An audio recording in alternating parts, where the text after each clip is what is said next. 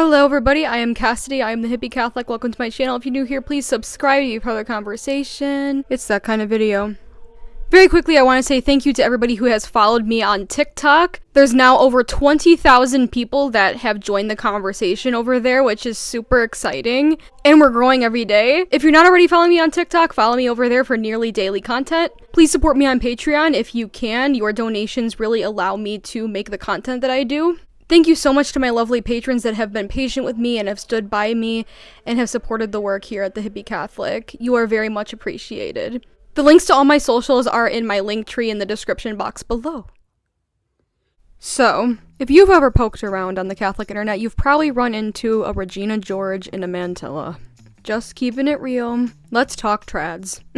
Rad Trad is a self-given descriptor short for Radical Traditionalist Catholic. In the 1960s, the Hippie Catholics started a council that reformed the Catholic Church, known as Vatican II. In short, the Radical Traditionalist Movement was sparked as a reaction to Vatican II. Today, the Radical Traditionalist Movement is stronger than ever, utilizing online spaces to attract converts, all while peddling that they are the true Catholics. And that the truth of their version of Catholicism is under attack. Attack meaning any form of criticism. TikTok and other social media platforms have expanded this movement's reach, and we see that Gen Z folks are drawn to traditionalist Catholicism as a result. And, of course, many of them express this on TikTok. People think I'm obsessed with this, but I'm okay with it. I am obsessed with it. Are you a Nicki fan? What? Am I a Nicki fan?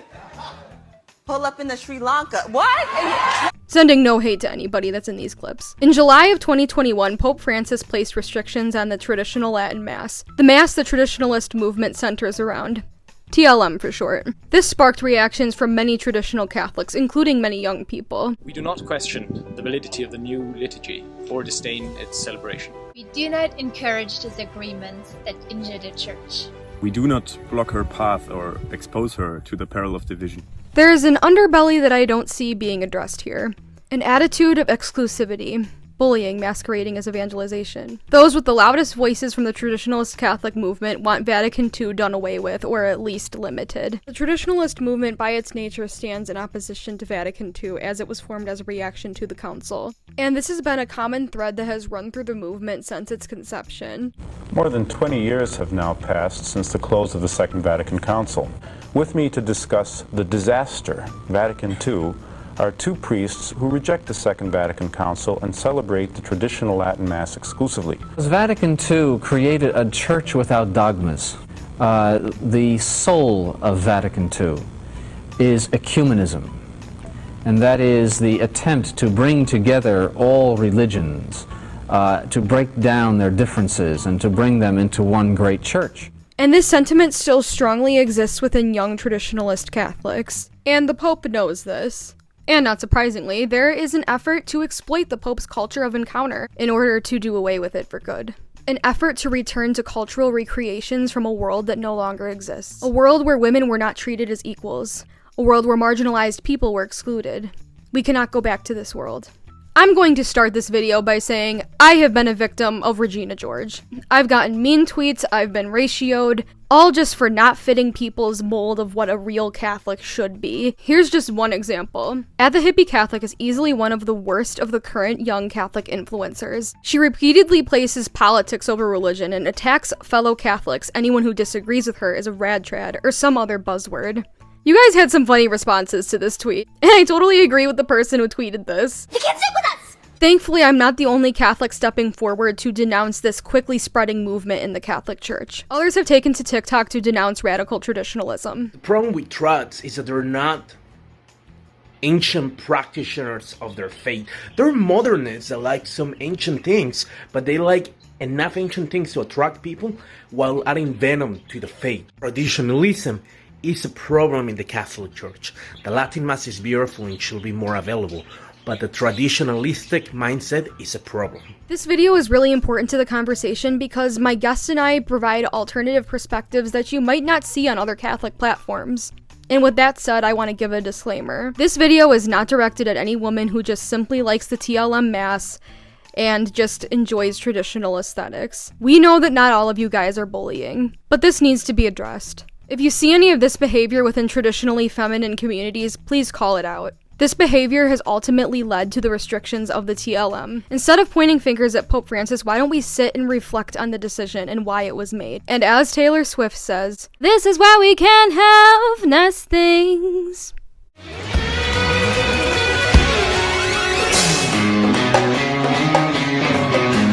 Hello everybody, I am Cassidy, I'm the Hippie Catholic. Welcome to my channel. If you're new here, please subscribe to be part of the conversation. I am here with the lovely Rachel Dobbs, and she is a contributor for this amazing Catholic news platform called Where Peter Is. With that being said, I want to say thank you to Rachel for deciding to share her story. I know that this is very personal, and I think that it's very brave of you to share your story with us, and yeah, I just wanted to say thank you. So could you tell us a bit about yourself, Rachel? Okay, my name's Rachel Dobbs. I am married. I got 2 cats. I live in Jacksonville, Florida. I'm a Catholic convert.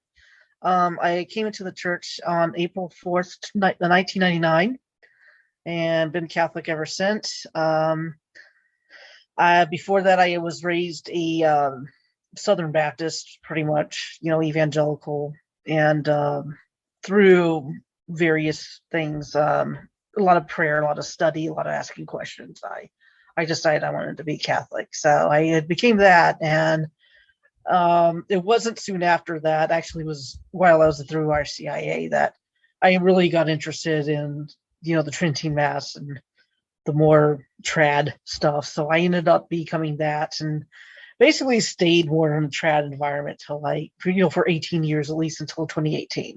So that's when I left.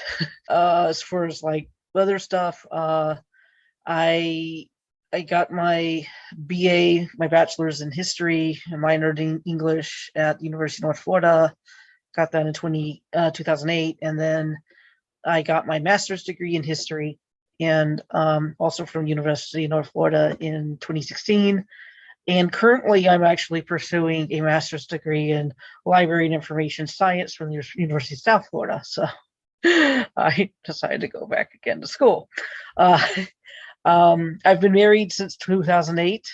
That's when I married my husband. And we actually got married at a Trinity Mass there in Florida. But other than that, I got 2 cats, 2 sweet, adorable black cats named Guinevere and Jarlaxle. So that's really me in a nutshell, as far as basics. Yeah, that's awesome. Also, Rachel just became a 3rd order Benedictine, so Benedictine congratulations. Yep. Yeah, I became a Benedictine oblate. I made my final oblation yesterday, actually. And yeah, here I am. That's fabulous. So I'm gonna start. Is it okay if I start off with some stories that I have? Sure, go ahead. I've kind of been through the ringer with some trans. I've been told that I'm going to hell. You're going to hell, just as long as you won't be there. I can assure you, I won't. That's always the go-to. I feel like the trads and the evangelicals got that going for them. But not only that, it's I was told that that anybody who associated with me was going to hell. So I was basically just had the scarlet letter of hell put on my chest, and I'm just I didn't know I'm Hester Prynne. Now a scarlet letter reference for anybody who is, I know.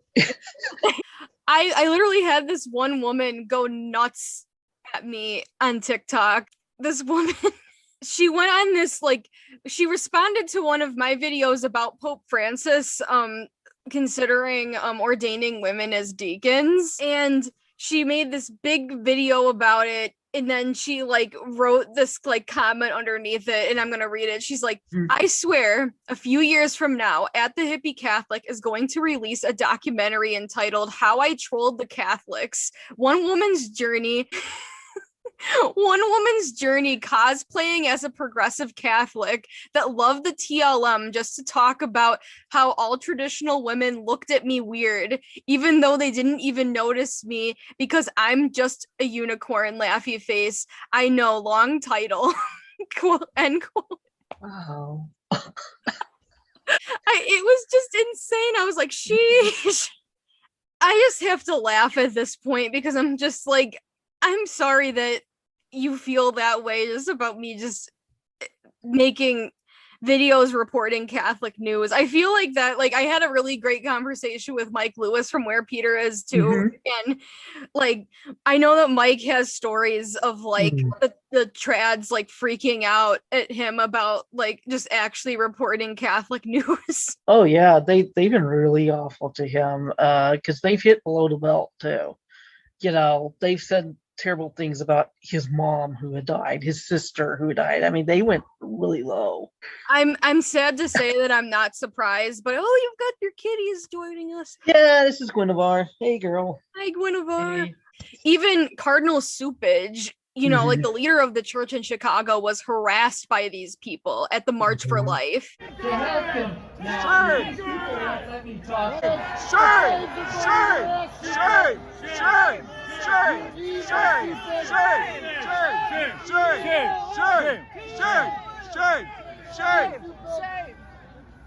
You're evil. You're destroying our church.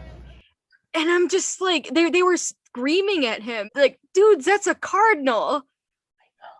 That's a cardinal. Like, it's not even like a political figure. It's a cardinal. Like, and it's like, as Catholics, we're not supposed to be like, it's like, yeah, hold your leaders accountable, but not doing that. Like, I don't know. I was just, that behavior is just like completely unacceptable. I have strong disagreements with, you know, people like Vigano and stuff, but it's like, I would never, if like Vigano was doing a speaking event, I would never show up there and like start yelling at him. Yeah, that's the thing, is the that kind of behavior, unfortunately, is nothing new from certain corners, in certain corners that are trads.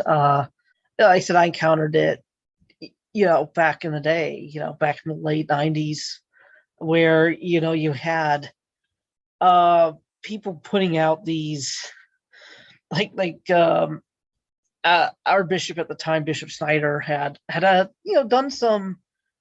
I mean, I think he had done a mass for LGBTQ people, and oh man, did they go crazy? You know, they had like this entire screed a booklet of, does the bishop know that this stuff's going on? You know, all these sort of things here where it was just constant complaining. Now, I mean, granted, as we've seen from many of the bishops' responses to, say, the sex abuse crisis, you know, the sex abuse cases, and some of the other stuff they've done, I mean, there's definitely room for criticism. You know, they definitely dropped the ball on a lot of things. That being said, the constant, incessant complaining is part of it. It's endemic. They constantly do it. And it's become worse in regards to how they treated Pope Francis, how they treated Cardinal Gregory, you know, in Washington, D.C., how they treated a couple other cardinals and bishops, the very, very few, I might add, who have actually stood up and spoke out in favor of, you know, social justice, spoke out in favor of what Pope Francis wants to do for the church. And yeah, so that continues. That does. It's just par for the course with them. I mean, I think that this is why we need to have conversations like this, because I feel like that there's not a lot of like conversations going on about this issue within the church. Like, I'm really grateful to Where Peter Is for documenting this stuff, because really, aside from Where Peter Is, I don't really see that many people directly addressing this issue. I mean, I try to, but I always do it in my like super campy, dramatic way. But yeah, I wish that more people would come forward and talk about this, because it's like, I know so many progressive Catholics that they are just scared to come forward. They're scared to like go and speak about like their faith online because they're afraid of getting harassed. And that's like really a problem. Us just having these conversations is bringing a lot of that stuff to light. And I think that that's a good thing. So I'll get into the questions. Okay. So how did you get introduced to the Rad Trad movement? You know, it started when I was, you know, reading stuff about the Catholic faith. I had I met this wonderful woman who from Oklahoma who I asked her questions on that sort of thing. Well, she lives in Oklahoma. I live in Florida. So when it became more and more time for me want to venture out and to actually go to a Catholic parish and join RCIA, I there wasn't very many people that I had contacts with here until, I talked to some folks I was talking to online, and then they suggested some people here for me to see. So what ended up happening is eventually I can't drive well, so I always have issues with transportation. So I needed a ride to get to Mass, and so I ended up getting rides with some sweet elderly people. Well, these are all folks who went to Latin Mass. So even before I was formally received to the church, I was already going to a Trinity Mass, and it kind of just fell right in because after Mass downstairs, drinking very watered down coffee and eating Dunkin' Donuts, you had a lot of the discussions, and most of the time it was complaining. Most of the time it's about what this terrible bishop did or that because they were, welcoming of LGBTQ people, for instance, or what those horrible, evil Democrats are doing, see how baby killers they are, quote unquote, the usual stuff you hear. So I ended up thinking that in order for me to be, I wanted to be as authentically Catholic as possible. I wanted to have like the real thing, all of it, I wanted to be, so I was attracted to the Trinity Mass. I mean, it's a beautiful Mass. The prayers are beautiful. The ritual, it's beautiful. It's been around for centuries, countless saints have been nourished in it. Many people have been nourished in it, So I, combined with my love of history, it kind of just like meshed together. I'm like, this is where I feel I belong. This is where I need to be at. So I fell in love with it. So I became more interested in it. So I started to read things about the Trinity Mass. I started looking for, at the time, there were websites. This is like early 2000. So, 99, 2000, 2001. So you don't even have blogs as much. I mean, there's a few of them, but not as much as mostly websites. So I was reading those a lot. And so I started developing this more traditionalist mindset about the church and developing a suspicion of things Vatican II or post-Vatican II kind of thing. Because a lot of these websites were like, I mean, some of these, they probably don't exist anywhere, I don't know, but I remember seeing some bookstores, Trinity books, traditionalist bookstores back in the day that were selling really like late 19th century to mid 20th century books, that time frame, like between 1870 to like 1955 or 60. And several of these books I remember seeing were, you had race theories in there, you got anti-Semitism, you got some really bizarre stuff from those books, which to me was a red flag, because even though I was traditionalist, I didn't, once you get that wall, I'm like, because of my background. My daddy was Jewish. He came from Jewish background. He became a Christian later, but he always loved his Jewish identity. Since I'm also a student of history, I don't like this whole racist stuff. Sit here, man. No, that's too far. And just as a demonstration of how too far I thought those were, is that, see, my daddy also had decided to become a Catholic too. He was interested in finding out what I was getting into, and he started reading stuff. He ended up becoming a Catholic in 2001. That being said, even though he did go to Trinity Mass sometimes with me, he never wanted to be traditionalist, and probably because he had encountered some of that stuff. Also, I tried very hard to maybe not show him those things, kind of like, because he he would have been offended by it, and for good reason. It's painful. Yeah. So it's and those are those old websites, but I still end up reading traditionalist websites. I was reading stuff like The Wanderer, which did not exactly bill itself as a trad paper. All they did, I just noticed, like the articles, it was over and over again of complaining about JP2, complaining about this or that bishop, constant complaining, with maybe an article about Our Lady of Fatima, then go back to saying stuff about how, terrible the bishops are. And it was just constant complaints over and over again. And then, when I would be the remnant, well, that was even worse, worse than The Wanderer on steroids, So I was reading these things, and I was just getting deeper and deeper in, but still trying to keep a distance on some of it. Trying.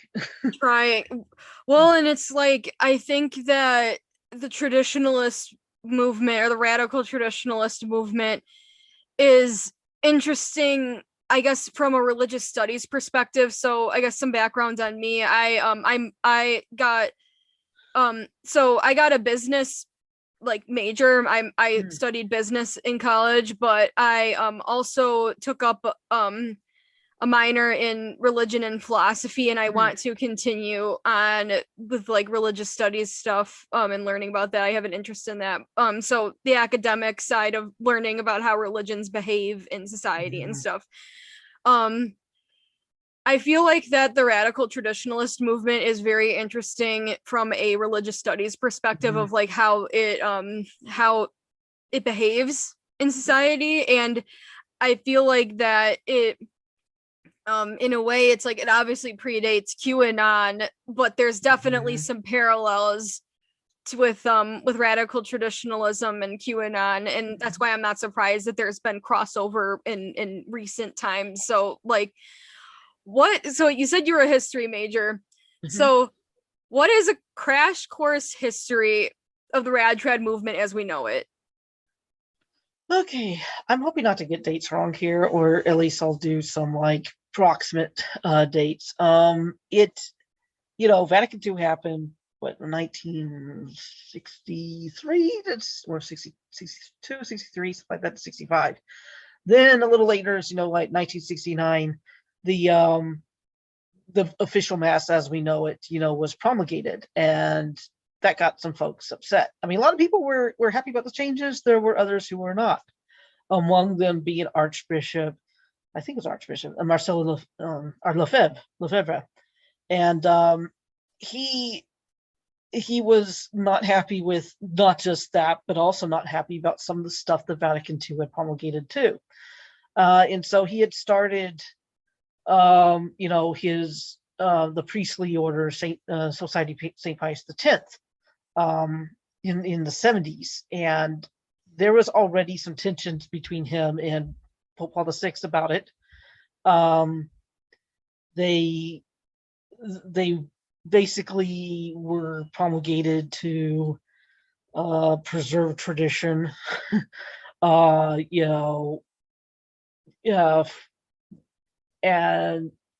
it ended up getting the tensions ended up getting worse over the years, especially into the 1980s. Now in 1984, JP2 had put out a limited indult of, he did, because they did allow for, I think, the older priests to still be able to say the Trinity Mass, because they may have been just too old to be able to learn another one, it's just a little, but they did have a limited indult at the time. It was, now according to some of those elderly folks I knew back in the day, they would talk about, and I've read this being corroborated there, where there was a couple masses, Trinity Masses, that were allowed, but it was they didn't really want the younger people to come. They were thinking this was only for the older set, and it was very limited as to where they could go and the times of day. It was they were trying to phase it out in that sense. That was different a different situation than the St. Pius X group. Well, the St. Pius X group, again, there were tensions between them and Rome, and it came to a head in 1988 when Lefebvre had decided against Rome, what Rome told him to do. Rome said, don't do it. Don't try to consecrate these bishops. He went ahead and did it anyway. These 4 bishops, and that ended up getting him excommunicated, him and those bishops. So the St. Pius X Society became a schismatic, group. But that said, Pope JP2 also had put out a different kind of indult, a little bit of a wider one, in regards to if a bishop wanted to and was okay with it, there could be a Tridentine Mass done in their diocese, but it was left up to the bishop to do that. And in addition to that, there was a couple of St. Pius X priests who left the group, and then they were able to form, under the guidance of the Pope, the priestly fraternity St. Peter. And then there was another one, which is the Institute of Christ the King. So there was a couple of these traditionalist orders, but totally full communion, no schismatics in there to basically help, because there was this schismatic group of St. Pius X, they were trying to do that in order to kind of offset that. So people who were traditionalist minded could go into some kind of place where they're in full communion. And then there was that other indult too. Well, that indult from 1988, the one where the bishop allowed it, is the indult that I actually went to when I was first becoming a Catholic in 1999. Here in Jacksonville, we had one that the bishop had allowed. That was downtown. That was my parish for a while. That's where I got married in, there. So that continued up until when Benedict XVI in 2007 promulgated his motu proprio, Summorum Pontificum, where he basically widened that indult to where you don't need a bishop's permission. That if there is what he called a stable group of traditionally minded people, they could, if they found a priest, if there's a priest willing to do it, they could have a Tridentine Mass in the diocese. So what that ended up doing was that ended up widening it a little more. You end up having a few more masses. In fact, here in Jacksonville, there was another one that was started, which I actually had a hand in setting up. Me and my husband were part of the choir that helped with that first one. But beyond that then brings us to 2021 with Pope Francis's promulgation of Traditionis Custodes, which said, we need to go and get the bishop back involved in here. The bishop needs to decide if there's going to be a Tridentine Mass here, and it shouldn't really be done in a parish. There should be, and so that's where we're at now. Basically, it's general history. Yeah, thank you so much for that. I'm going to also be leaving links to Rachel's writings in the description box. I highly recommend that you read those writings. They're fantastic, because it's funny because like Pope John Paul II is obviously very popular amongst a lot of conservative Norbis Ordo Catholics, and I remember it was shocking to me to discover that like Pope John Paul II, it was not like a popular figure amongst traditionalists for a long time. That opinion I think has changed, I think, since like Pope John Paul II has, he's been, deceased since like 2005. How important is the internet for the spread of this movement? Very important. Again, back when I first was involved in it, it was very fringe. You had your remnant newspaper, you had your wanderer newspaper, you had a few of these obscure websites. But then as blogs became popular, you started to get ones like Rati Chaley, you started to get Father Z, Then you started getting channels like, Church Militant. Then it got bigger into, Timothy Gordon and Taylor Marshall with their YouTube videos. So it just ended up spreading. And then you add to that social media, which really spread it out far. Now, even with that said, just on a global scale, traditionalism is still fairly small. There isn't as many traditionalists as there are just ordinary Catholics. And no matter how often you hear from trad saying that they're the fastest growing movement in the church and that somehow in a few years everybody's going to be, going to Trinity Mass and that the novice order, quote unquote, is dying, that's just not true. It's just what we see is, and why they think they're growing so much, is that they're a self-selecting group. So they have their masses, even with Summum Pontificum, it's been over a decade.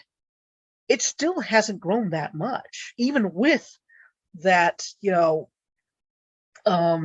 lenient indel. It's still, they're not as growing as, other parishes are. The reason, like I said, they said, yeah, but, we have so many locations, we have so many of these young families.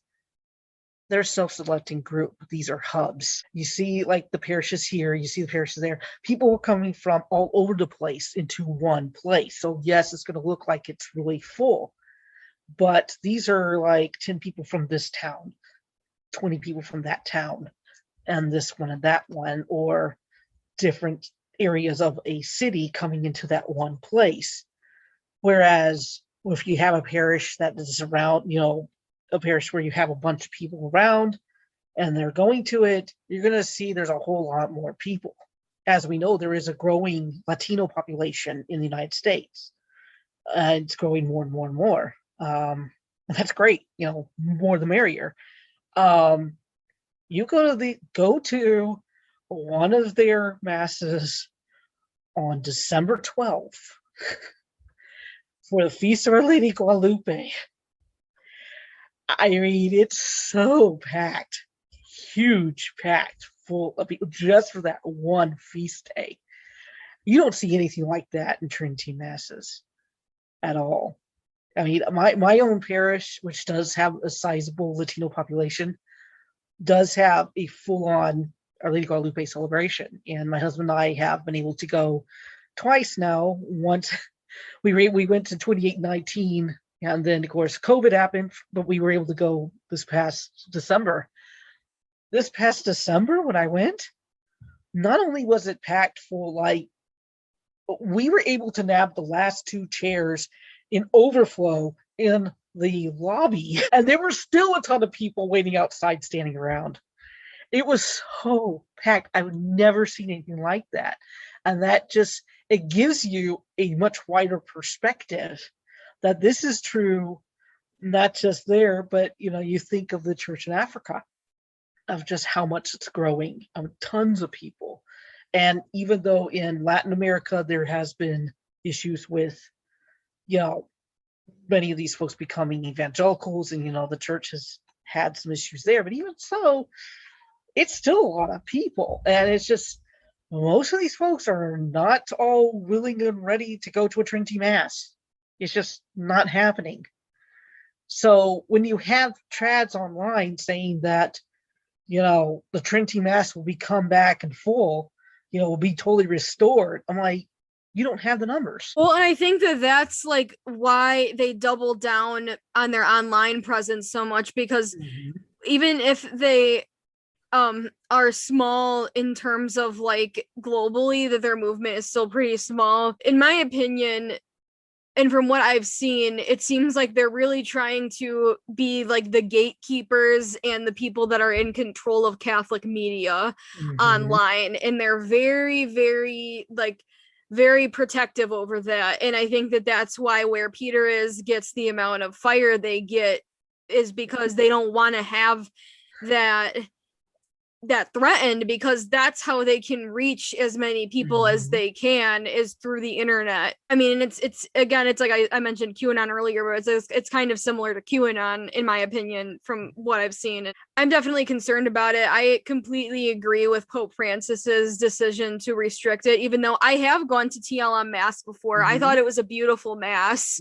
I could see why people like it. I veil too sometimes at Mass. I don't always veil, but sometimes I do, because I do think that it's an expression of like sacred femininity, and I think that there's nothing wrong with that. And like, I think that I could see how the beauty appeals to people. So like, what do you think is appealing about trad Catholicism? I think that the tradition, again, the liturgy itself is very beautiful. It's solemn. It takes you into a different space if you allow it to. I think that's the big draw, is I don't want to say it is just the reverence, because that can happen anywhere.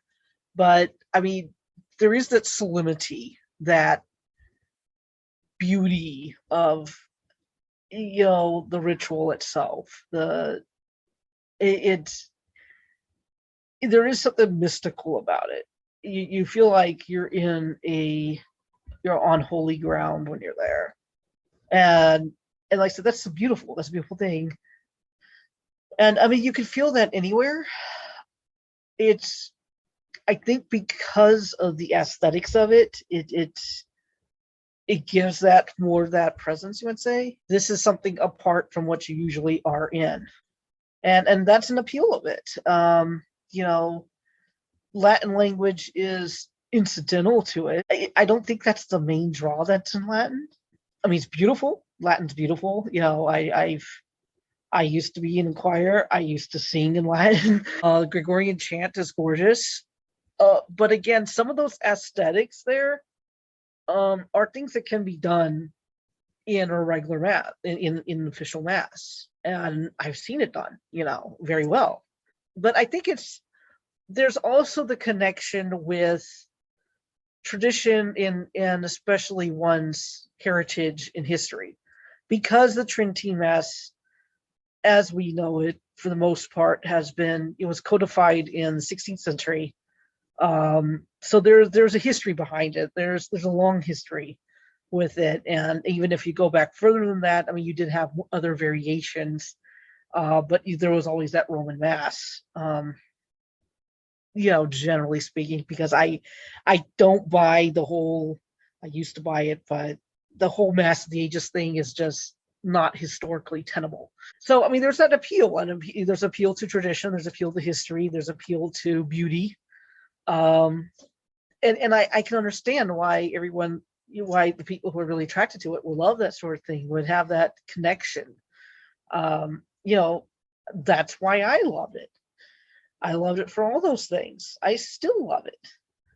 But it's also, unfortunately, because it was cut off, you might say, it's not as alive anymore.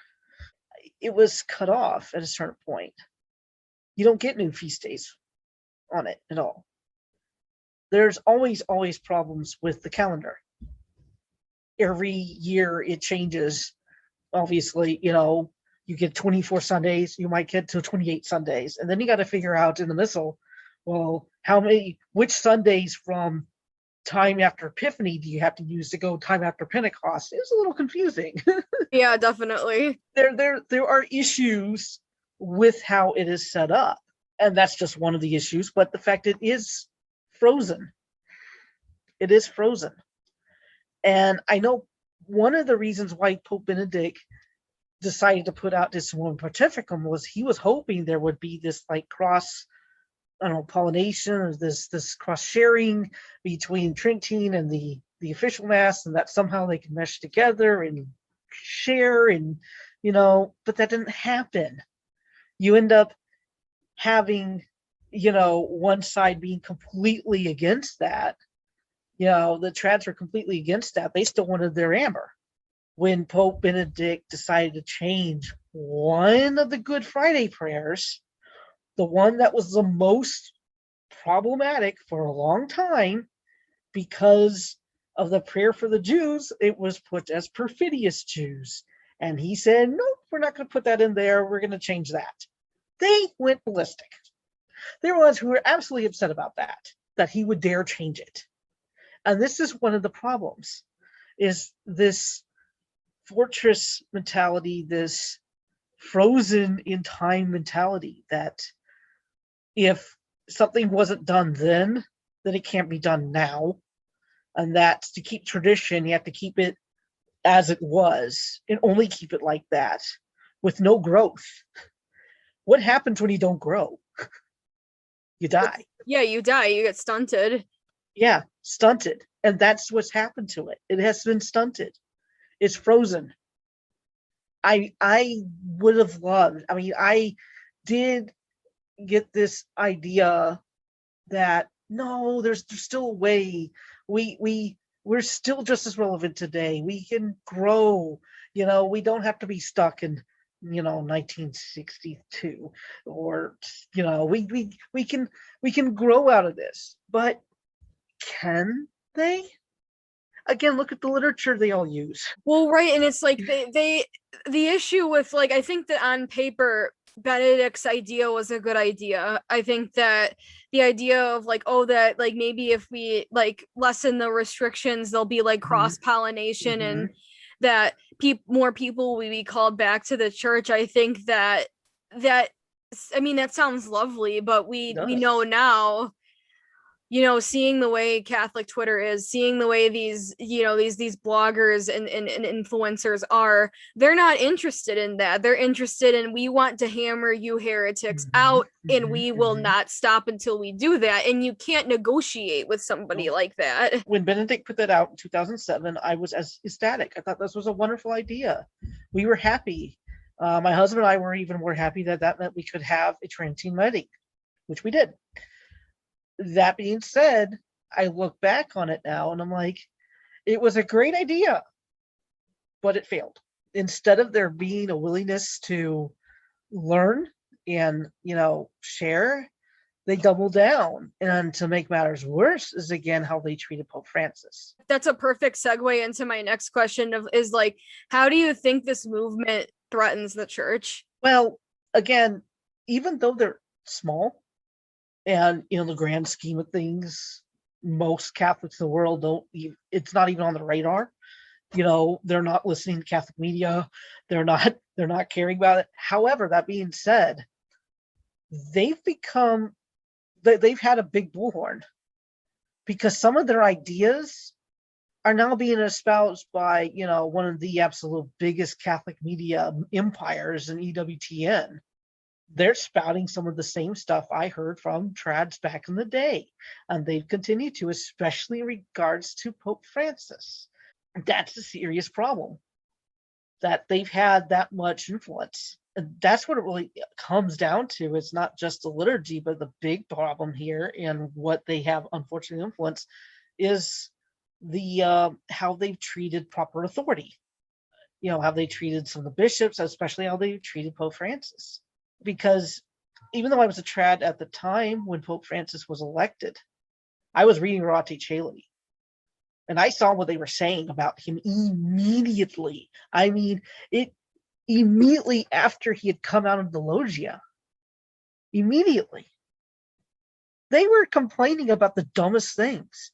Oh my gosh, he didn't wear his mozzetta. He didn't wear the mozzetta. How dare he? Mozzetta is that red cape. Oh my gosh, he's not wearing red shoes. He's wearing brown or black shoes, How dare he ask everybody to bless him and pray for him? It was constant. And then you heard, oh, see, I'm from Argentina, and I just know that he's just a Marxist Pope. This guy's really bad. They just started up, just tearing into him. I saw this in real time, and I was appalled. Like, wait, whoa, hey, whoa. This is our Pope now. Shut up. And then it just continued. Ever since then, they treat him as a heretical Pope, as someone who has, allowed idolatry and in the Vatican, all these other ridiculous things they're saying. And it's just ramped up from there. Like, one of the real serious problems is their treatment of authority. And that goes back to Lefebvre. That goes back to some of the other stuff, is how they have treated authority. And the other main issue really is, I think it's even less about the Trinity Mass and it's more about Vatican II. It's always been about Vatican II. Specifically, the documents on ecumenism, the documents on Jewish people. Those have been the big problems, according to them. To that. It always goes back to Vatican II, and it always goes back to that they want less women to be involved in leadership. They don't want the altar girls. They don't want, and I think that was really insightful of that. It's not as much about the TLM Mass as it is about reacting and pushing against Vatican II. That's part of why, like, my platform is called, like, the Hippie Catholic, is because, like, I'm trying to, like, call back to Vatican II in the 60s, and, like, I'm very much inspired by, like, the Berrigans and, like, the Immaculate Heart Sisters and, like, so many other people that did amazing things, during that time period, where there was kind of just this new revival but it wasn't really new. It was so old that it appeared new, because it was growth, and it was growing, from the seed that was planted in the resurrection. Yep. And from when the church first began, the church has always been about growth. I mean, we always have growth from, like, that one point, but it's like, I think that's what's so sad about, like, the traditionalist movement, as it is like you said, it's like it's kind of stunted because it wants to hold on to something that no longer exists anymore.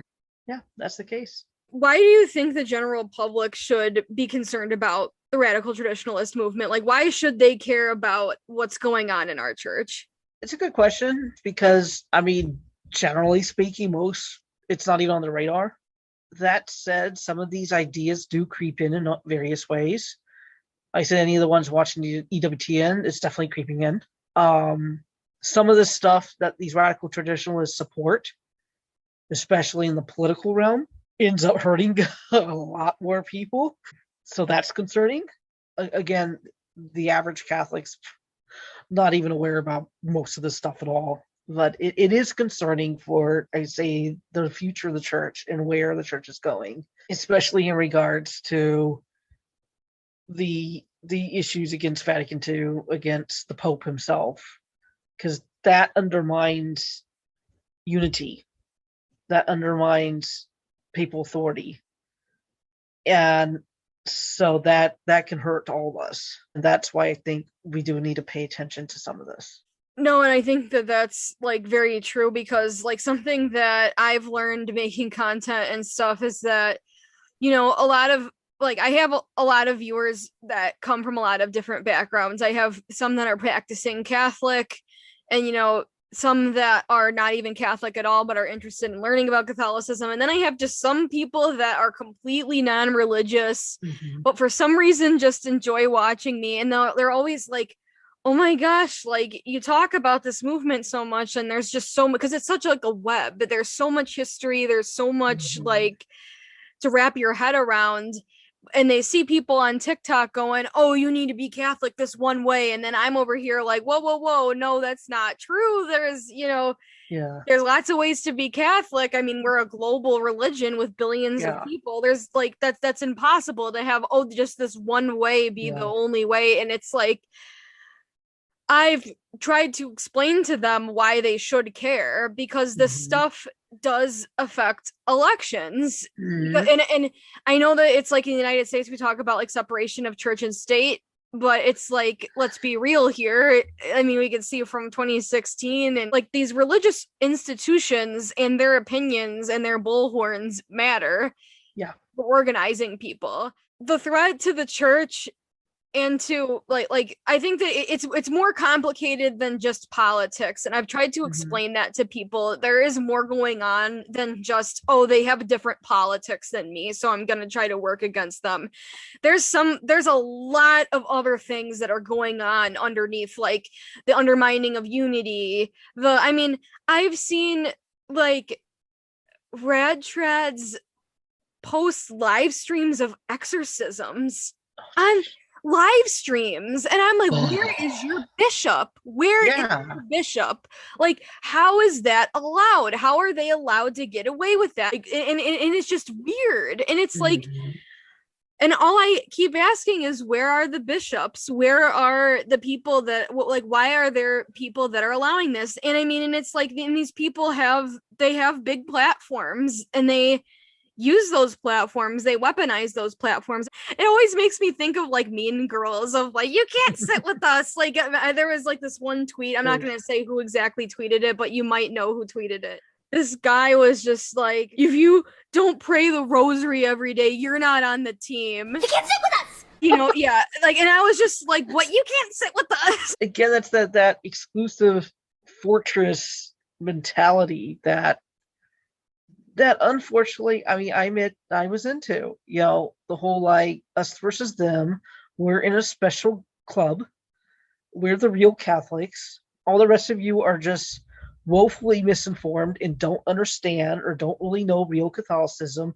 This is real Catholicism, and you're not. You guys aren't. And it's that kind of us versus them mentality, and it creeps in a lot of things. It creeps into the politics. It creeps into, you know, liturgy, or even like, you know, if you don't pray the rosary this many times, exactly as Our Lady of whatever said, you know, therefore you're not a real Catholic, kind of thing. And you're going to go to hell if you don't go and pray these prayers exactly the way it says. And, you know, Our Lady of so-and-so, you know, office building, you know, set in some, you know, some apparition somewhere from some nutcase. You know, Again, I say we're a global religion.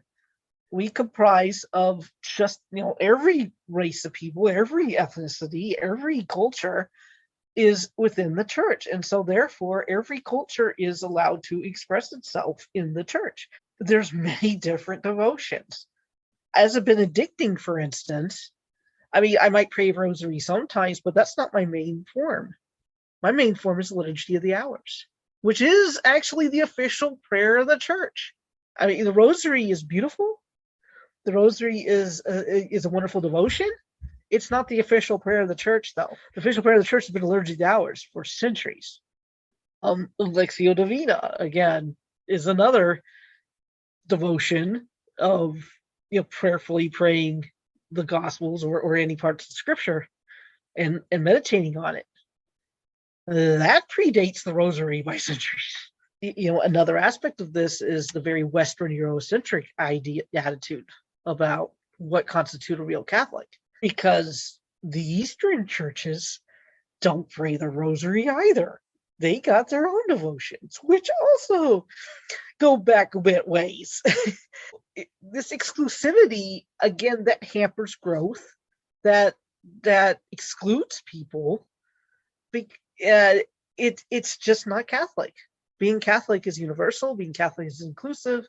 It means welcoming everybody and loving all the colors, all the flavors, everything, you know, loving it all. Hey, there's a big tent here. You have a plethora of things you can do. And that's what Pope Francis has been trying to say and do. And this is something they're not liking, because they like their narrow viewpoint here of a very, I would say, Western Eurocentric viewpoint of what a real Catholic's supposed to be, how they're supposed to pray. And with a church that's looking more and more toward Africa, toward Asia, toward other parts of the world here, it can't be stuck in this very Western Eurocentric viewpoint. And that's what they keep on trying to promulgate. It's troubling for a variety of reasons, but that also bleeds into politics. I mean, I remember Church Militant one time wrote, this was when Donald Trump was first starting to like become a political figure and was running in 2016. I remember Church Militant wrote this big piece about how Donald Trump was like Emperor Constantine reborn. The democratic machinery has a method to its madness. It has developed a mantra that we hear more and more, pitting religion against American ideals. Trump has come along and exposed the narrative, attacked it at its root, saying America has been weakened and transformed into something other than America, and has fashioned his entire bid for the White House on that theme, Make America Great Again. And we will make America great again. It's like a battle between a type of Diocletian and another Constantine. Obviously, Clinton is Diocletian, a bloodthirsty, self-professed enemy of the church who needs authentic Christianity out of her way to complete her desired refashioning of America. And to Trump has fallen the role, whether he realizes it or not, of Constantine, a type of Constantine, the ambitious man who wanted to be emperor of Rome, but who was ignorant of the fact that heaven would step in for him for heaven's own reasons. God had additional plans for Constantine once he was undisputed emperor. And it was like bonkers of like they were creating like this cult of personality around Donald Trump of like, oh, that he doesn't know God has a plan, but God's gonna use him like how he used Constantine. And it was nuts. And I'm like, this is Donald Trump. What are you talking about? It wasn't just Donald Trump, though. There were a couple others who have liked really strongly. I mean, I remember not only hearing how there had been praise for folks like Franco and Pinochet, but later on that you had others who were praising what Poland's anti-LGBTQ policies, praising Hungary's, Orban, but also Putin as some kind of savior of traditional Christianity because he had anti-LGBTQ laws, and he was upholding traditional marriage or whatever. Yeah, he's divorced, by the way.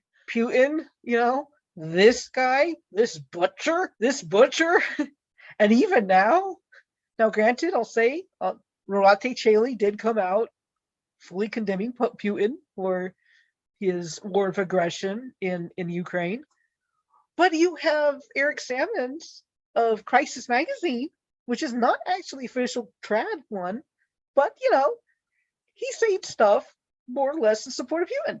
I've been pleasantly surprised by, I've seen a lot of traditional Catholics voice support for Ukraine, which has been nice to see. I've gone to some more traditional parishes and they've been, raising money in support of Ukraine and stuff, which again, it was a pleasant surprise because, for many years, I remember reading things about like some of these writers were writing things in support of Vladimir Putin. I think that like we talk about this because like it does have these kind of movements do affect, the political environment, and that does affect everyone, whether you are, religious or not.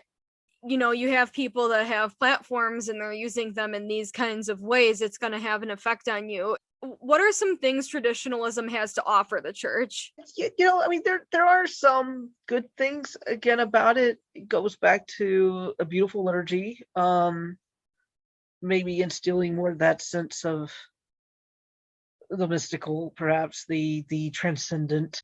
I think with the reforms, as important as they were for the official mass, at least in regards to how it's frequently being celebrated, there needs to be improvement. Let's just face it. There's got to be improvement on this, and I think that's where the Tridentine liturgy can help. At least again, that comes back to that cross-pollination that can help. The love of the past, or at least learning from the past, not treating the past as like, well, that happened then, we don't have to do that anymore, we don't have to look at it, and to have that more, kind of mesh the two where it grows out of that, where there's development and don't discard everything from the past either. That was one of the problems that happened, where you did feel like there was this total discarding of the past, which was not right either. So in that regard, I think, again, this healing needs to take place where they can help in that area too. I think other than that, I'm not really sure what else, because I mean, those are the good parts of traditionalism. Those are some very good parts. And I think that, like, ironically, like, I've had some people in my comment sections that have, like, they're like, the hippie Catholic's a closet trad. We know it. Like, she's gotta be. And I'm just sitting here and I'm just like, they might be a little true. And I'm like, that might like, in the sense of, like, I actually really do enjoy the traditional aesthetics. I love the old place. I love the smells and bells. I love the Latin even. But Norvis Ordo was essential, and it still is. And I think that, like, I've gone to some Latin Norvis Ordo masses, beautiful masses, have this, like, pretty much the same aesthetics as what you'd see at a TLM mass. Even, getting down to the Latin even, and even using some of the older prayers, like, I know that for a long time, like, the TLM mass would, kind of have like prayers to, like, Saint Michael the Archangel after that apparition happened. Like, I've gone to Norvis Ordo masses that have been in Latin and English, and have, like, concluded the mass with, like, a prayer to Saint Michael the Archangel. There's ways to have that, like, cross-pollination where, I feel like that is a way of creating a coherent unity. And I've gone to a lot of these parishes. They've been maybe conservative in their liturgy and even in their approach to things, but they're not uber political. They're not throwing out LGBTQ people. They're not going and preaching about hate and stuff, and they're not promoting that kind of stuff. I mean, it's like, I'm not conservative, but I can admire somebody who, there's a conservative priest that I've been getting to know that is, I call him conservative because he's kind of more conservative in demeanor, of, like, that he wants to preserve, like, some of these older traditions. But I've never heard him say anything hateful against anybody. I've never heard him, tout a politician as being the true politician, or that you need to vote for this person or vote for that person. And it's like, and I still have disagreements with that priest and with a lot of conservative Catholics, but I can have some respect for that. Like, I can have some respect for that demeanor if it's not isolating people and excluding people. What are your thoughts on veiling at Mass? Because I have made some videos about veiling.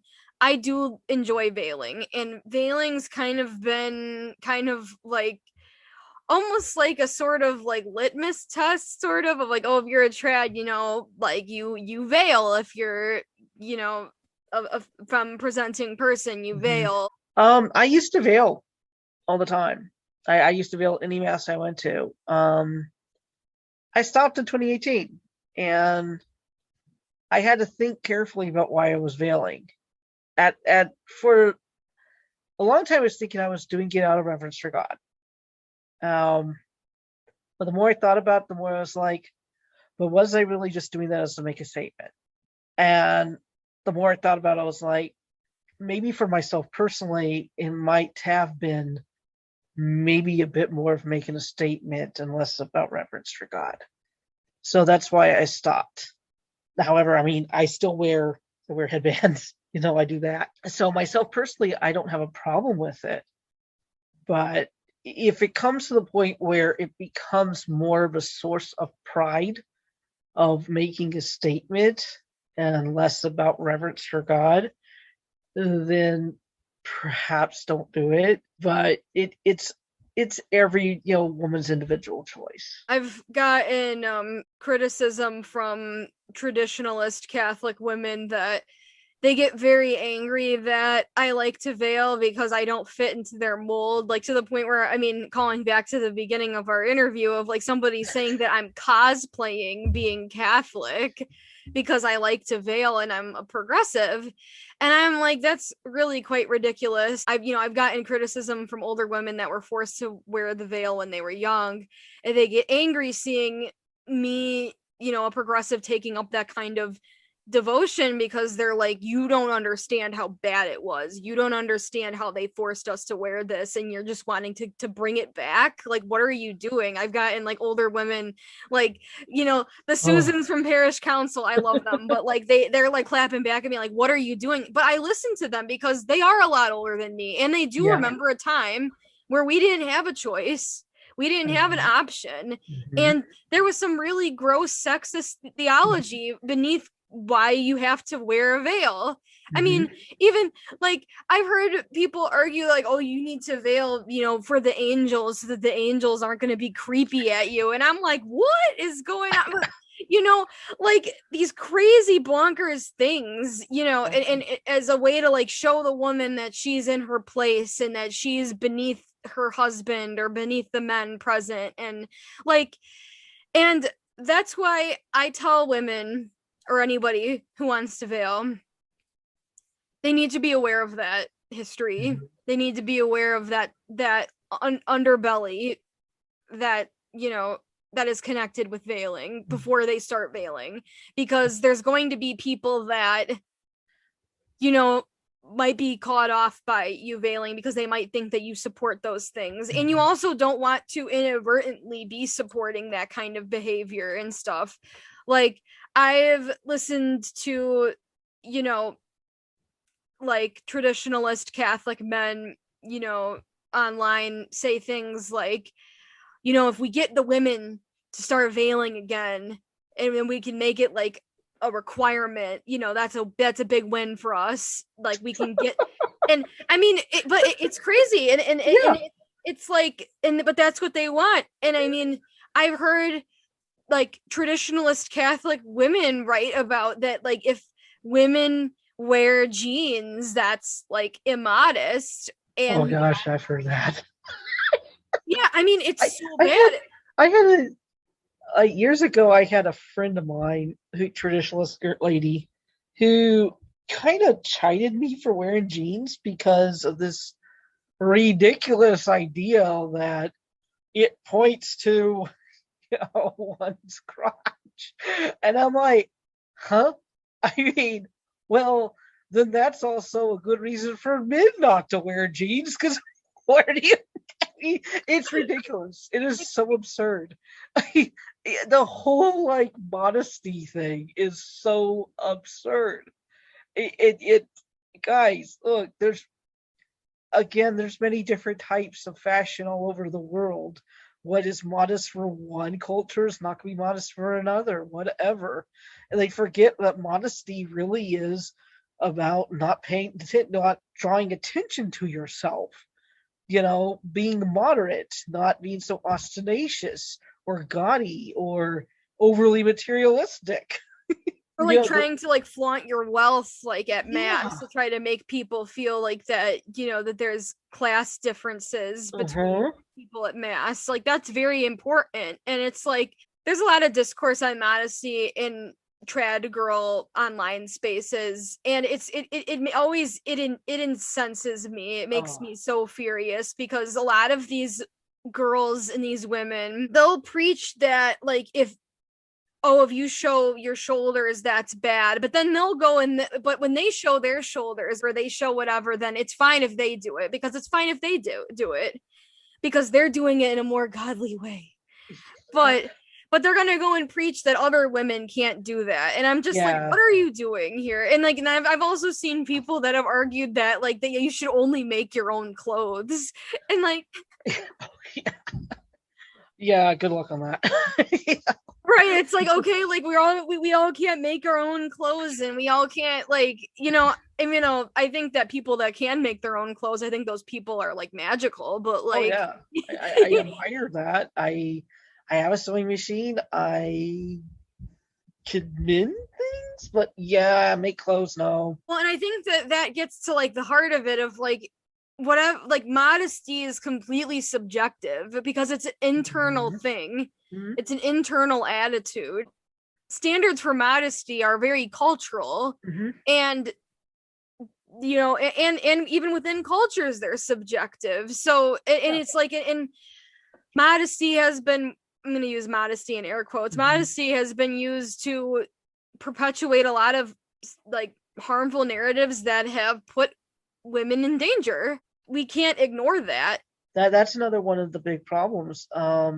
Again, that's part of the toxic culture that is not just traditionalism, because you also see it in like fundamentalism, evangelicalism, and you know, in other parts of the church, as all these talks about modesty and purity culture and all that.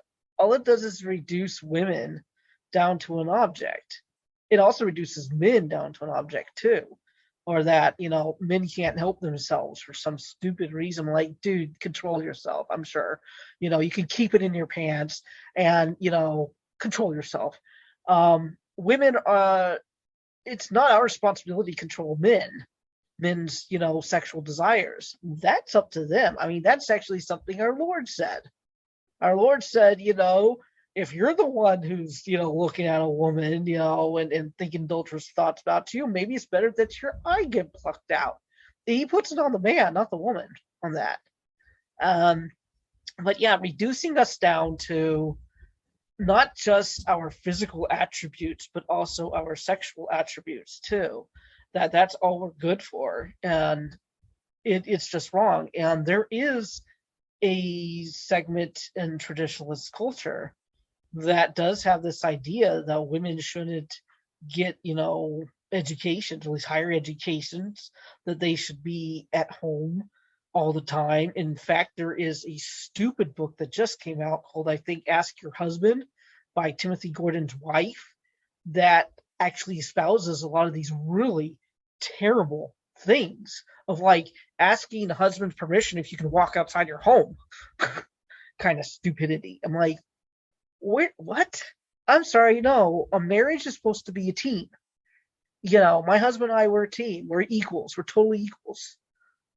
You know, and it works great. You know, and that comes from mutual respect of each person. I respect my husband. He respects me. We're best friends. We talk things out. You know, it's a team effort here. It's not like one over the other. Come on, you know.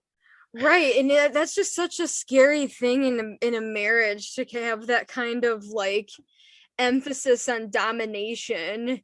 Like that just makes me extremely concerned. I've heard people lately talking about that book on Twitter and stuff, and I haven't even gotten into that discourse because it looks crazy. Like, what are your thoughts on like traditional concepts of gender?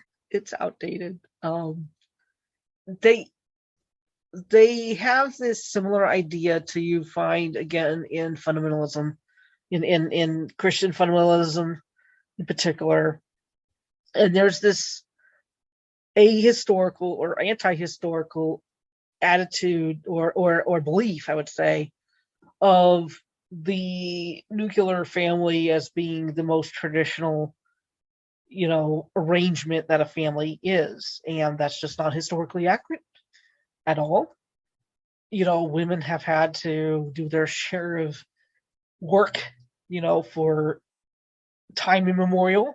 Again, it takes an entire like family, entire clan to make things work. And many times, the idea that the woman must stay at home and just do child rearing with like little to no help from anybody else is just absurd.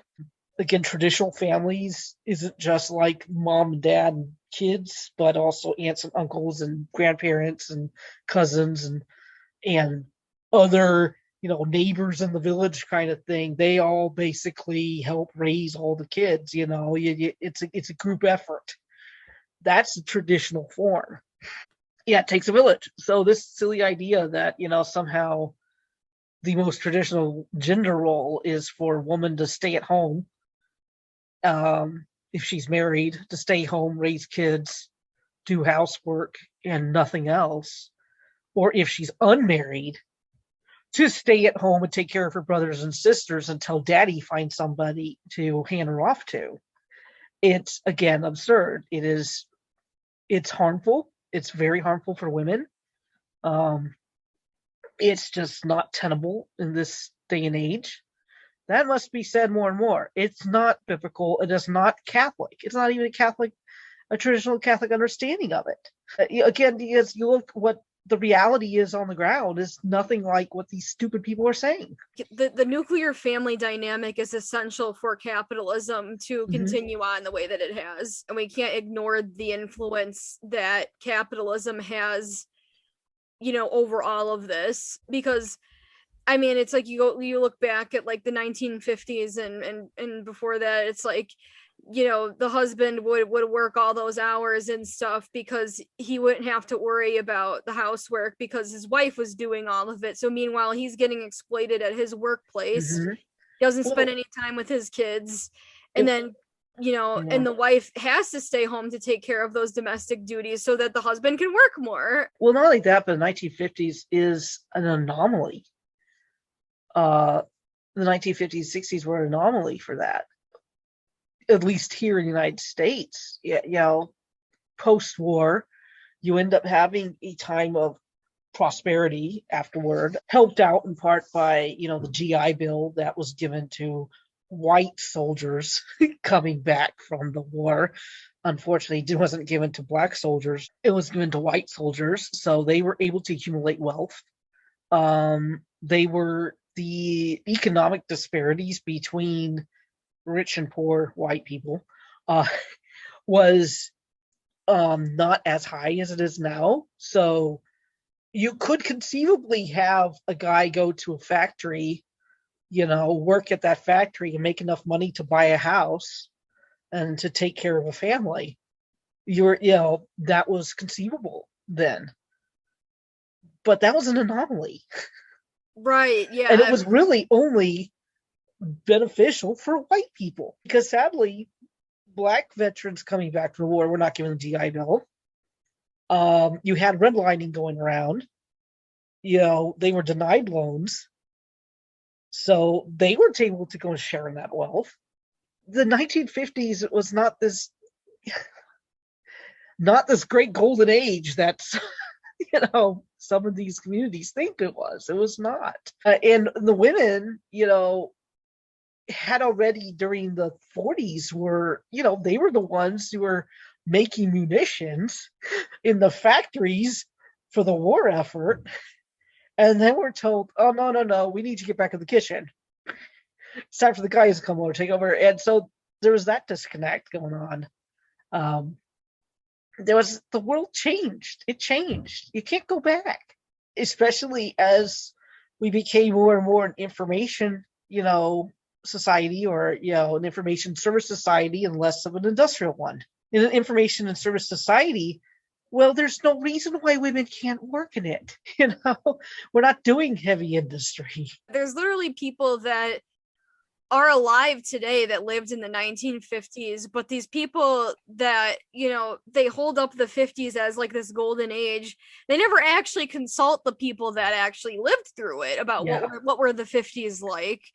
Because they know that if they actually did that, they wouldn't be this rose-colored, golden age they want everybody to believe it was. The thing about that, though, is that, I had discussions with these elderly people, these elderly trads.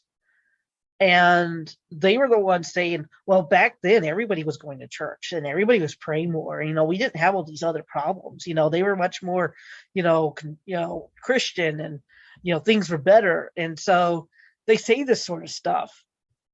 And perhaps it's because they're looking back in their own time with rose-colored glasses too. So they've helped perpetuate some of that. And they are the sort to like, well, things were better back then, because everything's gone to hell now. It's like ever since the 60s, everything just gone to hell, Hippies ruined everything. Hippies ruined everything. The commies got involved somehow. There is a Rad Trad pipeline to Gen Z. I'm Gen Z, by the way.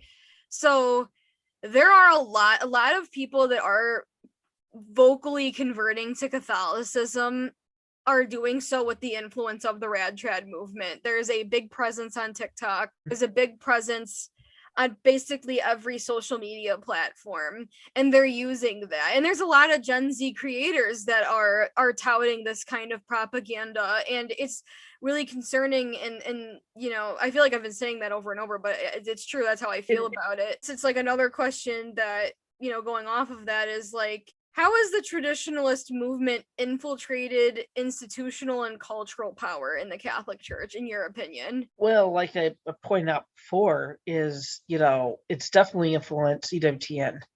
But it's not just that. You look at, like, you know, Cardinal Burke, you look at, you know, Bishop Strickland, you look at some of, you know, Vigano, you look at these, like, you know, Bishop Schneider. A couple of these folks are very vocal.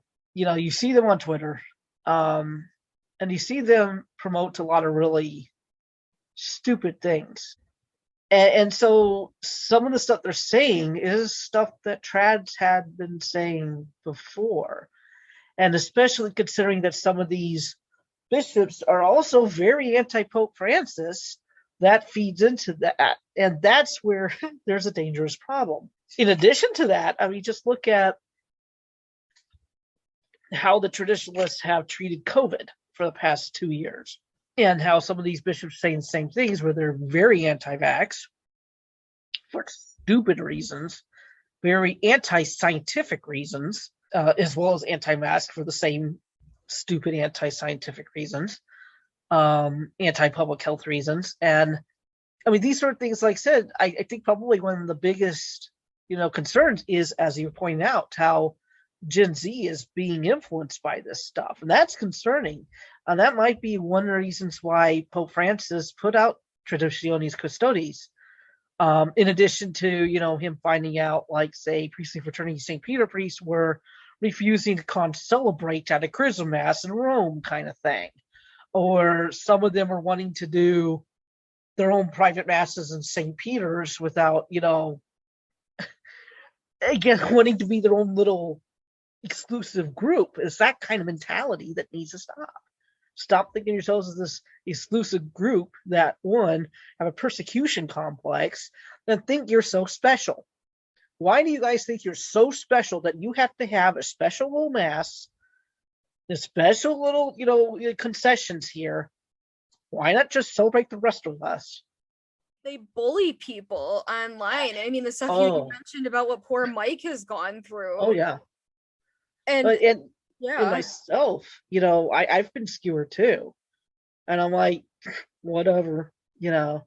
I mean, I saw how Rorati Chaley had decided to find. It's funny how they do this. I'm like, okay, so they find, like, one of the few trads from Africa to skewer me, to say how offensive it is that I mentioned how, you know, traditionalists do tend to be very Eurocentric in their attitudes, and how they do have oftentimes this colonialist, you know, racist mindset toward anything that's not traditionalist.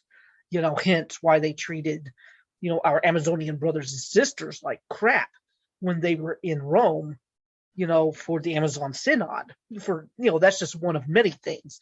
Or how even some treat, you know, Aztec dancers dancing for Lady Guadalupe on her feast day kind of stuff. The way they treat people who are not European or non-white, especially, I mean, I've seen it time and time again. So Rati Chaley, to counteract that, you know, brings out a guy from, he was from somewhere, I think it was South Africa. And, you know, he was skewering me because, like, how dare I say that?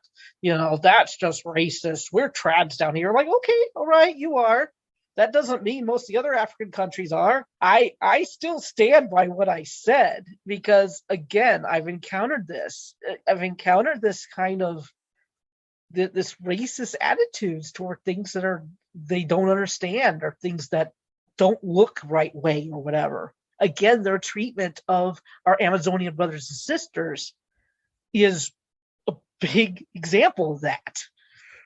how they treated them. How it was disgusting what I saw during that synod. I saw trads.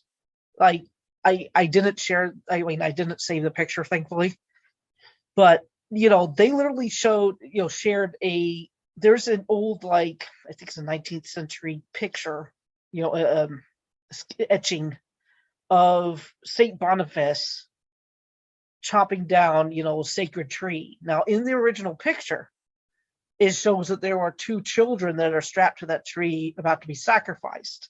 So in the picture, Saint Boniface has taken an axe to the tree in order to save the children. Right? That's the original picture. Some sicko photoshopped the statue, Our Lady of the Amazon, indigenous statue, onto that tree. And what's even sicker about it is that they photoshopped the statue as being chopped right where the baby is. And they were showing this as like, this is wonderful. This is chopping down the idols. Oh, I was like sickened and appalled and disgusted by the attitude. I was just appalled. I was like, you realize what you guys are showing here? A pregnant woman being chopped in half. A pregnant woman who, for some people in Amazon, are treating her like she's Our Lady, which means that baby you showed there is our Lord being chopped in half. And they're saying and doing this, that this is a wonderful thing, that this is of God, to chop down, the idolaters.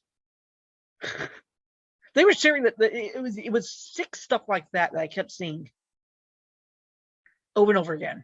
And then they have the nerve to go and say that the Amazon Synod caused COVID. And I think that the COVID stuff makes me particularly angry because I have immunocompromised loved ones and I wasn't able to go to mass for years.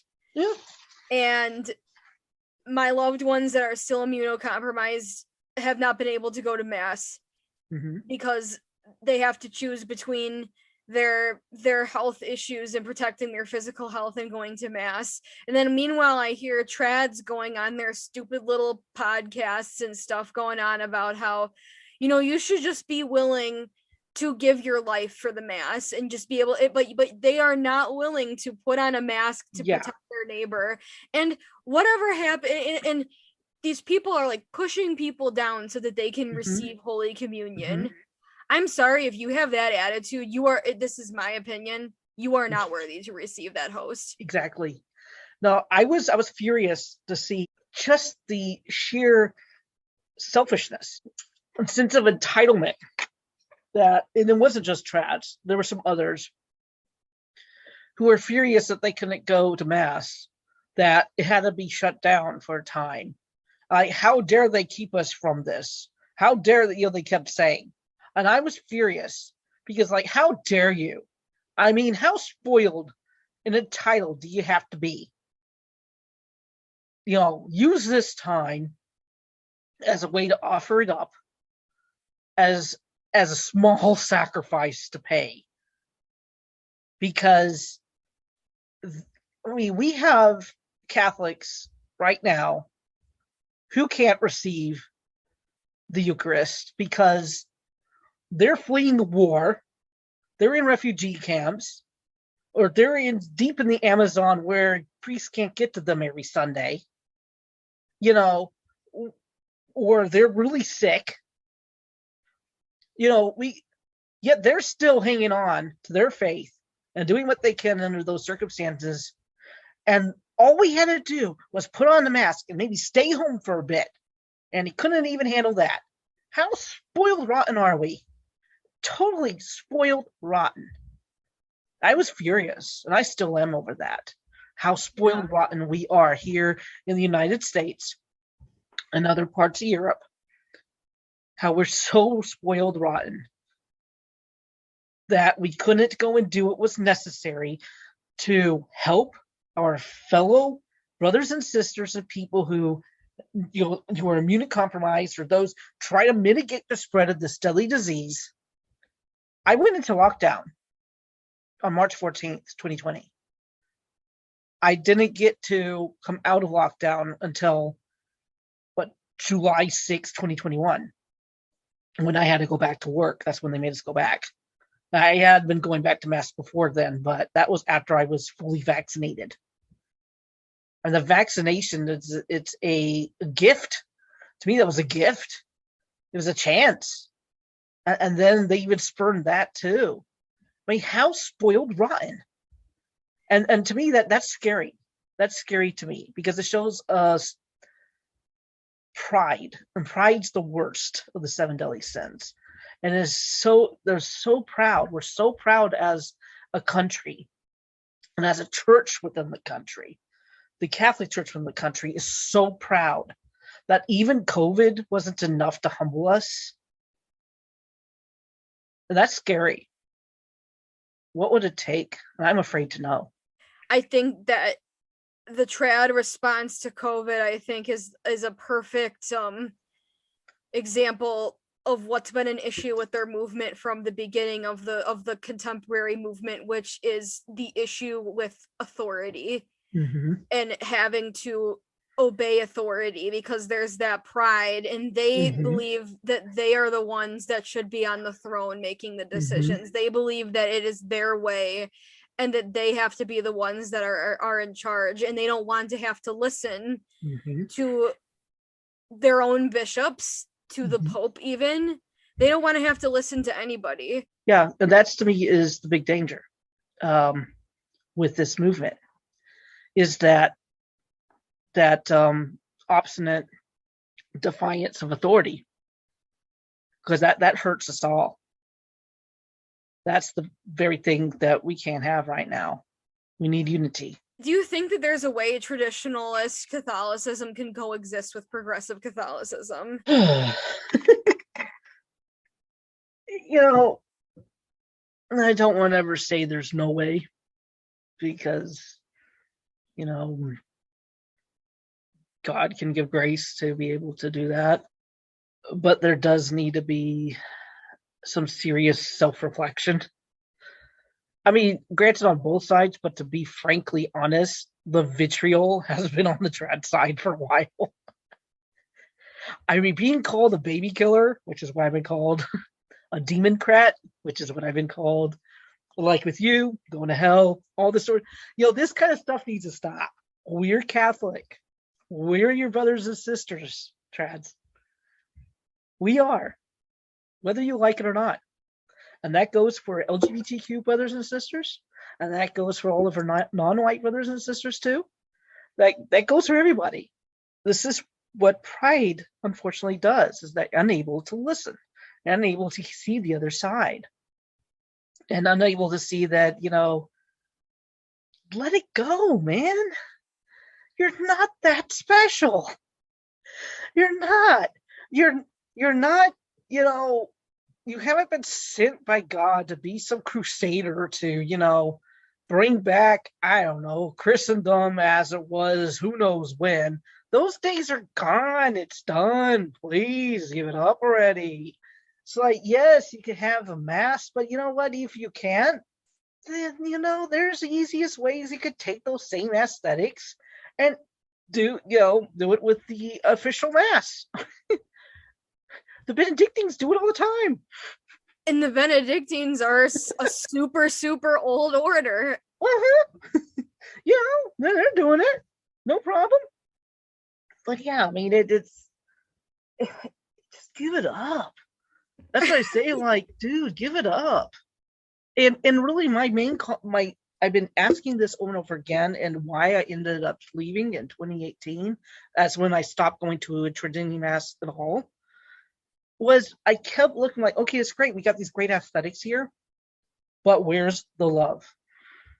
Where's the love? I want to know where the love is, because I'm not seeing it. It's cold as ice here. It is cold. I didn't see any love. And that's what it comes down to, is where's the love? Where's the compassion? I don't see it. It's like you're decking out a tomb. Tradition is keeping a fire burning, it's not preserving the ashes. Mm-hmm. And I think that for a lot of traditionalists, it's preserving the ashes. That's not the Catholic way. It never has been. We believe in a living God. And that's the thing that strikes me a lot, is that some of the way the trads talk about the Pope, I mean, you'd think that it's some kind of anti-Catholic, Jack Chick saying it, It's like, dude, guys, you're sounding a little bit too much like him. But no, seriously, I mean, it's like people say that like the Rad Trad sound like fundamentalist evangelicals, and they kind of do sometimes, at least in the United States. And it's like, how can we confront mean trads in a charitable way? There is just so much mean girl behavior. It's all, you can't sit with us on Wednesday. We wear pink and we wear our veils, and you can't sit with us. And I'm just so sick of it. And I'm just like, and we need to call that stuff out. But yeah, how do you confront it? How do you confront like the bullying? Well, I mean, the way of confronting it on Twitter is to block them. At for a time, I did try to engage with them, which was a bad idea, because you know how they get. So I was like, oh, fuck this. I'm just going to go delete, block. I'm making my life easier, block. Oh, look, you're a trad and a Russian apologist for Putin, block. Unfortunately, closer to home, my brother. Gosh, I've had to stop talking to him. He's just totally off the rails.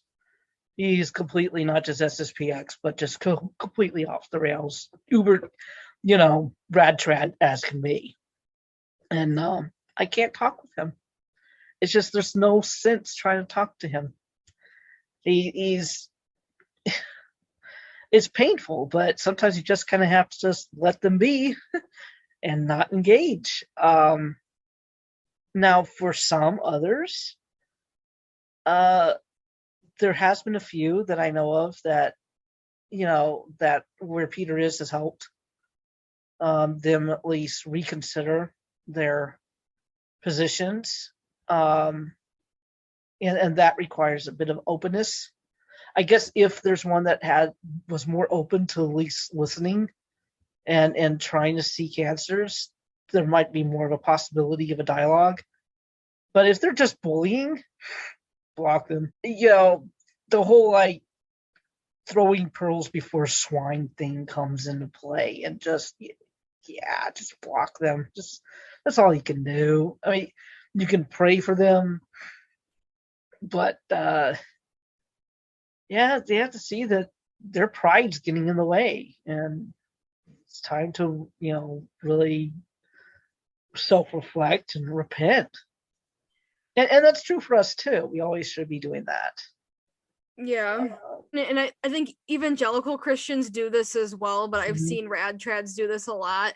That whenever they get criticism or just have views that don't agree with theirs, they say that they're being persecuted and that they're praying for anybody who has a criticism against them, as if that person is wrong by criticizing them.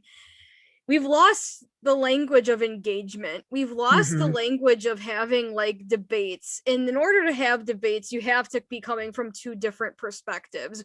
We've completely lost that. And I think that's an issue with social media at large, but it's an issue nowadays too. And the fact that I'm sorry, I don't want to be told, oh, I'm going to be praying for you when you're stabbing me in the back. The whole "I'm praying for you" is the same thing as "God bless your heart," which is, a Southern term.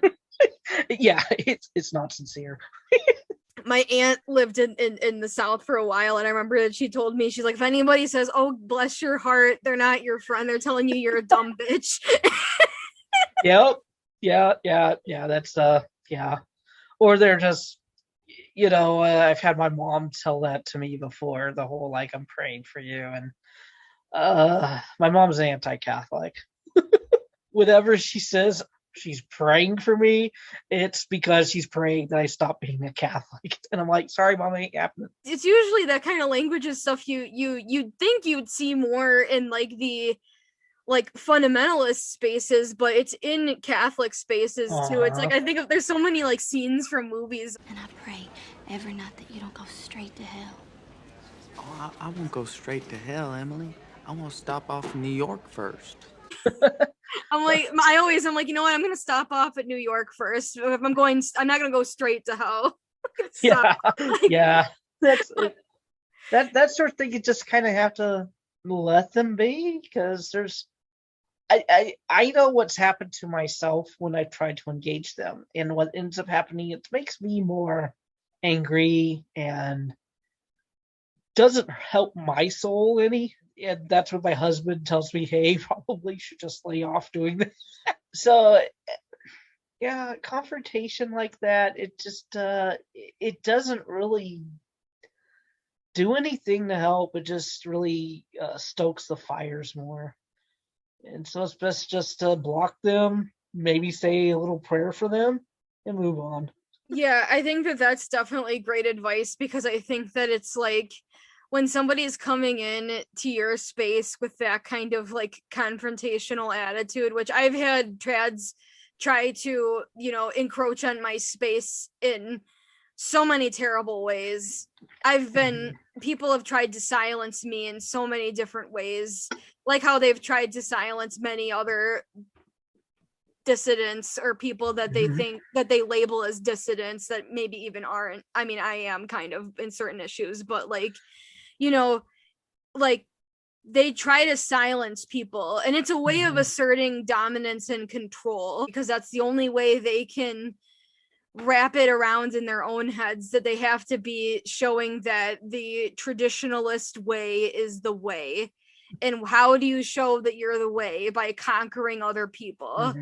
They have to, and I think, and that's why they can't handle other, ways of being Catholic, is because it just by those, they can't just let other people be. Like, they have to encroach on other people's spaces and stamp out what they believe is heresy in order to reaffirm to themselves that they are the only ones that are right.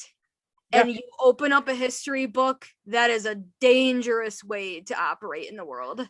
It is, and that to me is probably the more dangerous part, because that comes into the integralism idea of basically trying to set up a society where the church informs the state. They like that kind of thing where, the state has to operate by church laws, at least, and it's always in regards to sort of in regards to like anti-LGBTQ laws, or stuff dealing with abortion or contraception and stuff like that. It's always about that.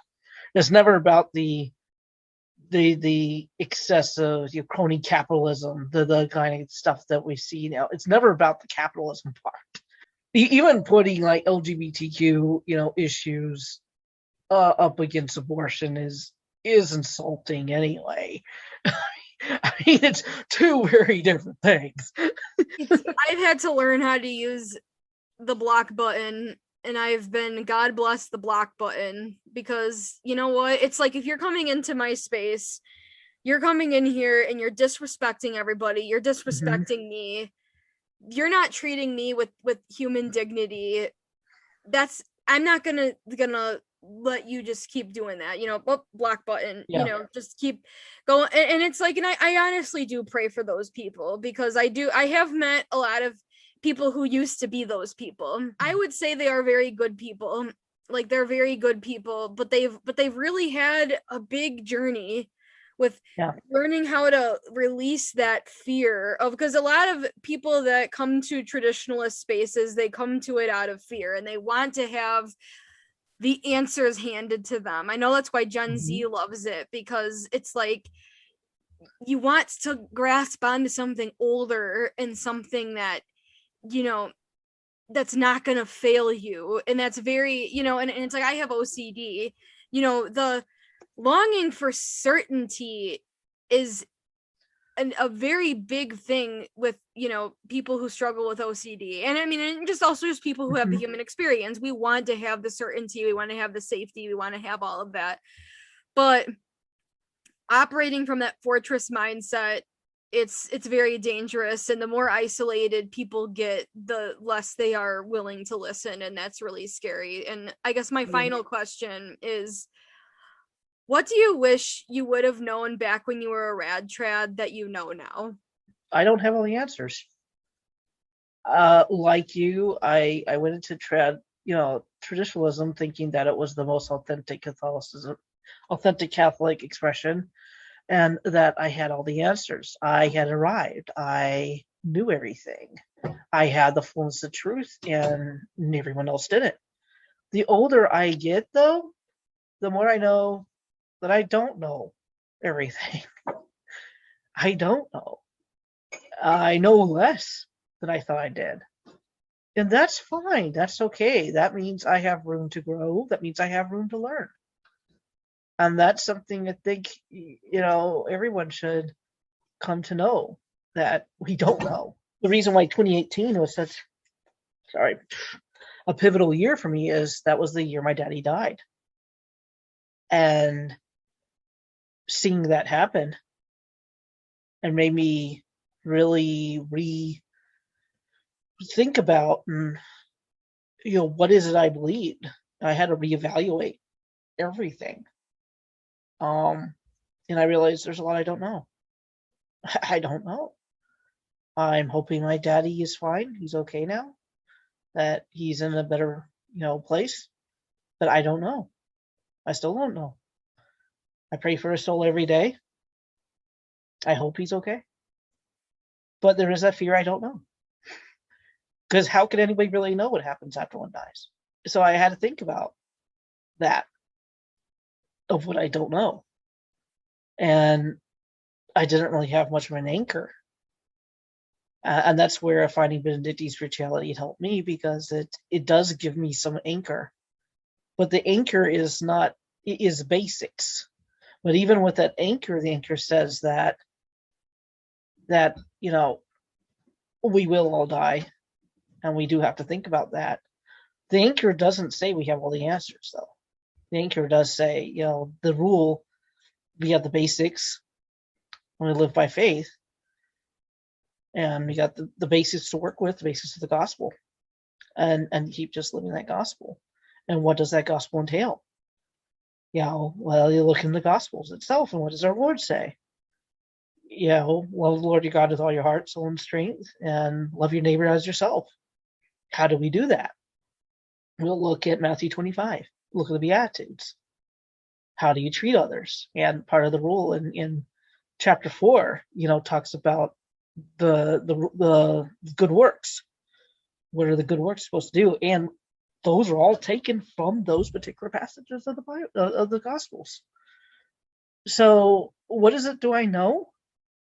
Well, one, I know that ultimately it has to come down to love.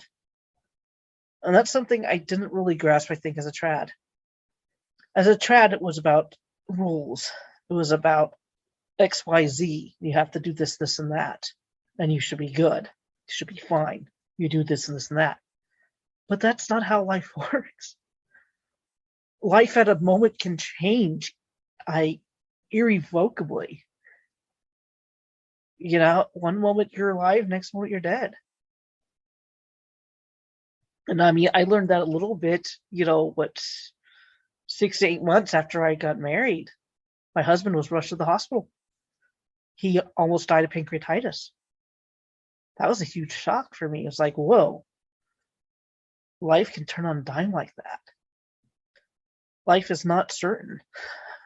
There's not certainties. What you think you know now may not be what happens next. And so I think part of the appeal of traditionalist movement is that appeal to certainty, that appeal for security. Because we do want to be secure, I think we all do. So there's something secure about it, something familiar. It's a blanket. It's a good blanket, but it also can be an isolating and suffocating blanket.